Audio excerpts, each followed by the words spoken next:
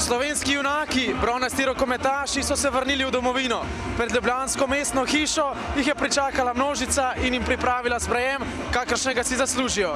Niti mrzlo vreme ni preprečilo fantastičnega vzdušja v centru Ljubljane, je pa večina navijačev priznala, da 15 minut pred koncem tekme s Hrvaško niso verjeli v uspeh Slovenije. Malo sem sumil besede Iva Milovanoviča, ki je skozi govoril, še je možnost, pa sem si sam pa sebi rekel, da je tih bod kakšna možnost, ampak na koncu jim je uspel to, kar mogoče nobenemu v slovenskem športu še ni uspel. Kaj pa tistih zadnjih 10-15 minut, ko so naše fante topili razliko? Kaj narodno mi je reči, kaj sem se počel doma, mislim, to je šlo izven meja nekega normalnega obnašanja doma. Ja, moram priznati, da sem že skoraj ugasnil televizor in hotel početi nekaj drugega, ampak ko sem videl, da se naši približujejo, sem vse bolj verjel in ko je bilo 3 gole zaostanka, sem še kar mislil, da se lahko približamo in pa se je zgodilo. Ja, zgodilo se je. Varovanci Veselina Vujovića so z največjim uspehom v zgodovini slovenskega ekipnega športa napolnili prostor pred mestno hišo, o prihodu na oder pa poželi velike ovacije. Pa ja sam transparentan čovjek, meni se vidi kad sam raspoložen, kad sam ljud i sve radim sa emocijom i tog trenutka sam smatrao da ukoliko ulože sve što imaju i svu snagu i svu volju možemo krenuti u tu utakmicu. Na sreću povjerovali smo, uradili su nešto što je gotovo nemoguće i ponosan sam da su momci takvi kakvi jesu. Ja, sigurno smo tudi mi tam že malo dvomili, ampak po drugi strani vsak je obdržal tak procent v sebi, da še vedno lahko zmagamo, da tekma ni končana. Recimo, ki smo iz 8 znižali na 7, je še vedno cela klop skočila za gol. To se bo verjetno zapisalo zavedno v zgodovino z zlatimi črkami in mi smo preponosni na to, kar smo dosegli. V zadnjih 15 minut, ko me je selektor dal not, sem si rekel, ok, če sem začel slabo, vsaj da končam dobro, kakršen koli bo rezultat. In pol zadnji gol, jaz ko sem dal gol, ko sem vedel, da je to, bom rekel, mogoče gol za zmago, meni je, jaz sem bil tako vesel, da je to nekaj neverjetnega in pol še zadnjo žogo, ki sem zblokiral, ki sem vedel, da je enostavno premalo časa za Hrvate, jaz sem tekel proti centru, jaz sem proslavljal. Zdaj, ko prijemo semle in vidimo tukaj ljudi, ko nas je prečakali, takle s tem se zavedamo, kak je to velika stvar in v bistvu smo res hvaležni za to podporo in veseli, da smo Sloveniji dali nekaj takega.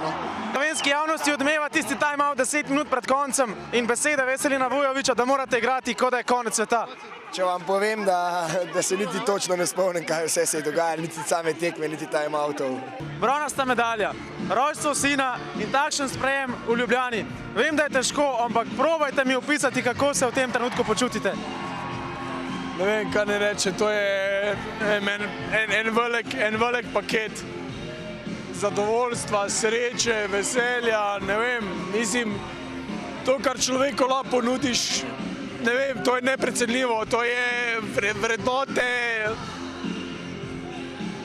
mislim, ni ga denarja, ki bi to kupilo, upisalo, občutilo, mislim, jaz se počutim, vse je bilo tako hitro, jaz v bistvu zjutraj, ko se zbudim, drvim v Celje z maksimalno hitrostjo, čez veliko kraterjev, mislim, ne moreš občutiti, koliko je to vredno, mislim, neverjetno, mislim, kaj češ lepšega, rodi se ti sin, dobiš medaljo, v Ljubljani ti pričaka mnogo ljudi, mnogo novinarjev, mnogo oboževalcev, ki v bistvu od tebe zahteva vse mogoče, ampak jaz vem, euforija je, prav je, da tako, dobili smo nek uspeh in to je nek paket zadovoljstva in neprecenljivo. Mislim, kaj si želiš lepšega v življenju in vse skupaj se je zgodilo tako hitro, da v bistvu sploh ne dojemam.